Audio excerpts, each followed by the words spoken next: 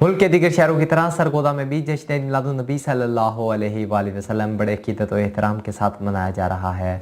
इसी सिलसिला में कमिश्नर ऑफिस में एक मीटिंग का इनेकाद किया गया। तफसीलात जानते हैं बिग न्यूज़ के नुमाइंदे मुनीर खान की इस रिपोर्ट में। चेयरमैन मुत्तहिदा उलमा बोर्ड पंजाब साहबजादा अल्लामा हामिद रजा ने कहा कि नबी करीम सल्लल्लाहु अलैहि वसल्लम खातिमुन नबीयीन से अकीदत और मोहब्बत का इजहार हमारे ईमान का लाजमी जुज़ है। पंजाब हुकूमत पैगम्बर रिसालत हज़रत मोहम्मद सल्लल्लाहु अलैहि वसल्लम की बरस मुबारक को मजहबी जोश जज्बे से मना रही है ताकि इनकी आफाकी पैगाम की मानवियत को आम आदमी पर पहुंचाया जा सके और मुल्क में मजहबी आम आहंगी, भाईचारे और वफादारी को मजीद फरोग दिया जा सके। तमाम मुकातिब फिक्र के उलमा इकराम मुल्क दुश्मन नासिर के मज़मूम मकासद के नाकाम बनाने के लिए मुत्तहिद रहें और मिंबरों मेहराब से मोहब्बत और फिरका वाराना हम आहंगी का पैगाम दें।